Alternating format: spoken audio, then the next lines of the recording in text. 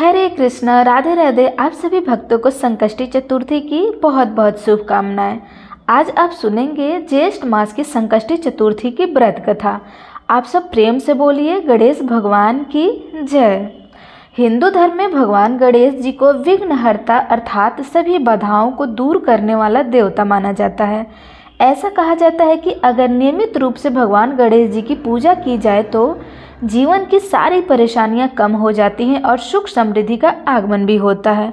वहीं पे हर माह के कृष्ण पक्ष और शुक्ल पक्ष की चतुर्थी तिथि पर गणपति भगवान की पूजा का विशेष महत्व होता है। इसी क्रम में ज्येष्ठ महीने में आने वाली चतुर्थी तिथि को एकदंता संकष्टी चतुर्थी के नाम से भी जाना जाता है। इस दिन भक्त व्रत रहकर और विधि पूर्वक पूजा कर भगवान गणेश जी का आशीर्वाद प्राप्त करते हैं और शाम के समय पूजा आराधना करने के बाद कथा का श्रवण किया जाता है। तो अब आप सब कथा का श्रवण करेंगे। एक बार माता पार्वती ने गणेश जी से पूछा, हे पुत्र, मैं ज्येष्ठ माह के कृष्ण पक्ष में आने वाली चतुर्थी के विषय में जानने की अति उत्सुक हूँ। क्या तुम्हें उस चतुर्थी को किस नाम से जाना जाता है, वो हमें बताओ। उस चतुर्थी व्रत पर करने पर क्या विधान है और उसकी क्या पूजा का लाभ होता है, और कथा मुझे सब बताओ। माता पार्वती की यह बात सुनकर गणेश जी बोले, हे माता, ज्येष्ठ माह के कृष्ण पक्ष को आने वाली चतुर्थी को एकदंत संकष्टी चतुर्थी के नाम से प्रसिद्ध है। इस व्रत का अनुष्ठान जो मनुष्य पूर्ण श्रद्धा भाव से करता है उनकी सभी मनोकामनाएं सिद्ध हो जाती है। इस व्रत में मनुष्य को रात्रि में चंद्र दर्शन करते हुए चंद्र को जल अर्पित करना चाहिए। इसके पश्चात मेरी विधि विधान से पूजा करने के बाद भोजन करना चाहिए। इस व्रत अनुष्ठान के फल मेरे भक्त के सारे कष्ट हर लेते हैं और उनके सभी कार्यों में आने वाले विघ्नों को भी दूर कर देता हूँ। अब मैं आपको इस व्रत की कथा सुनाने जा रहा हूँ, अतः आप इसे ध्यानपूर्वक सुने। सतयुग काल में एक परम प्रतापी प्रभुनाथ का राजा हुआ करता था। राजा इतने महान थे कि उन्होंने 100 यज्ञ संपन्न किए हुए थे। उन्हीं के राज्य में दयादेव नामक एक ब्राह्मण रहता था। उन्हें वेद शास्त्रों में निपुण हो ऐसे 4 पुत्र थे। उन्होंने अपने चारों पुत्र का विवाह गृहस्थ शूद्र के वैदिक विधान से कर दिया। एक दिन उनकी 4 पुत्र वधुओं से एक ज्येष्ठ पुत्र वधु ने अपनी सास से कहा, हे सासू माँ, मैं अपने बाल्यकाल से ही संकटनाशक श्री गणेश जी का व्रत करती आई हूँ। मैंने अपने पितृगृह में भी इस पुण्यदायक व्रत का अनुष्ठान किया था। अतः हे कल्याणी, आप मुझे इस शुभ फलदायक व्रत का अनुष्ठान करने की अनुमति प्रदान करें। अपने पुत्र वधू की बात सुनकर उनके सासू जी ने कहने लगी, पुत्री, तुम सभी बहुओं में सबसे श्रेष्ठ और जेठ हो। तुम्हें यहाँ किसी प्रकार का कष्ट नहीं है और ना ही तुम भिक्षुड़ी हो। अतः तुम ऐसी स्थिति में किसी कारण से व्रत अनुष्ठान करना चाहती हो, ये बहुत ज़्यादा सौभाग्य की बात है।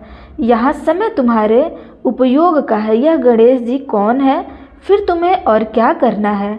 अपने ससुर के आग्रह से पुत्र बहू ने श्री गणेश जी के संकटनाशक व्रत का त्याग किया और अपने धर्म संसार में लीन हो गई। पश्चात ज्येष्ठ वधु गर्भवती हुई और वह 10 माह के बाद उसे एक पुत्र रत्न की प्राप्ति हुई।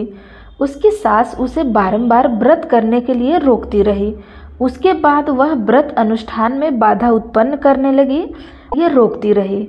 उसके बाद व्रत अनुष्ठान में बाधा उत्पन्न करने लगी।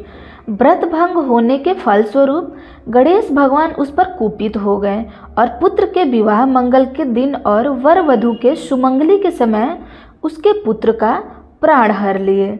इस अनहोनी घटना के कारण पूरे मंडप में हड़कंप मचा दिया।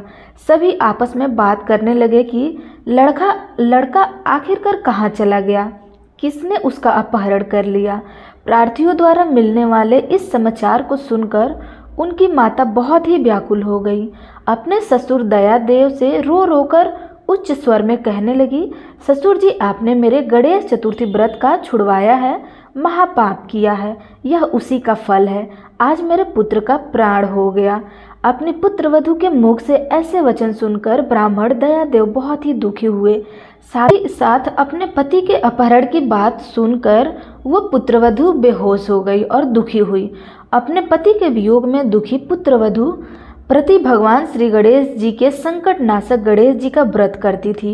एक समय की बात है, भगवान गणेश का वेदज और दुर्लभ ब्राह्मण का वेश धारण कर उस पुत्रवधू की भिक्षा लेने आए हुए थे। भिक्षा मांगने उसके द्वार पर पधारे ब्राह्मण वेशधारी भगवान श्री गणेश ने उच्च स्वर में कहा, हे पुत्री, मुझे भिक्षा स्वरूप इतने भोजन का दान दो कि मेरी सुधा तृप्त हो जाए। उस ब्राह्मण की बात सुनकर उस धर्म प्रेरणा स्त्री ने सर्वप्रथम उस ब्राह्मण का विधिवत पूजा किया। पूर्ण श्रद्धा भाव से भोजन कराने के पश्चात उस ब्राह्मण को वस्त्र अलंकार अर्पित किया। कन्या की सेवा से संतुष्ट होकर ब्राह्मण ने उच्च स्वर में कहा, हे कल्याणी, मैं तुम्हारे सेवा भाव से अत्यंत प्रसन्न हूँ। अब तुम अपनी इच्छा के अनुकूल मुझसे वरदान प्राप्त कर सकती हो। मैं ब्राह्मण वेशधारी गणेश हूँ और तुम्हारी परीक्षा लेने आया हुआ था।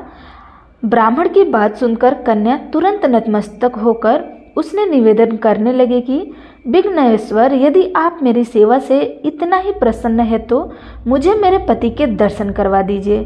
कन्या की याचना सुनकर गणेश जी ने कहा, हे मधुभासिनी, जैसे तुम चाहती हो वैसा ही होगा। तुम्हारा पति तुम्हें अवश्य प्राप्त होगा। कन्या को इस प्रकार मनवांछित वर प्रदान कर भगवान गणेश जी अंतर्ध्यान हो गए। कुछ समय पश्चात कन्या का पति पुनः अपने घर वापस आ गया। यह देख के सभी बहुत प्रसन्न हुए। सभी स्वजनों की उपस्थिति में विवाह का विधि पूर्वक विधान से संपन्न किया गया।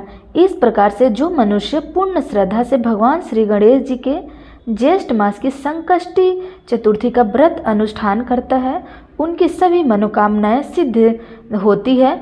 मित्रों, जिस प्रकार उस कन्या के संपूर्ण कष्ट दूर हो गए, उसकी मनोकामनाएं पूर्ण हो गई, उसके समस्त मनोरथ पूर्ण हो गए, उसी प्रकार जो इस कथा का श्रवण करता है उसके भी समस्त संकट विपदा दूर हो जाते हैं, उसे सुख सौभाग्य की प्राप्ति होती है। इस पवित्र दायिनी कथा को आप अपने इष्ट मित्रों से शेयर अवश्य करें।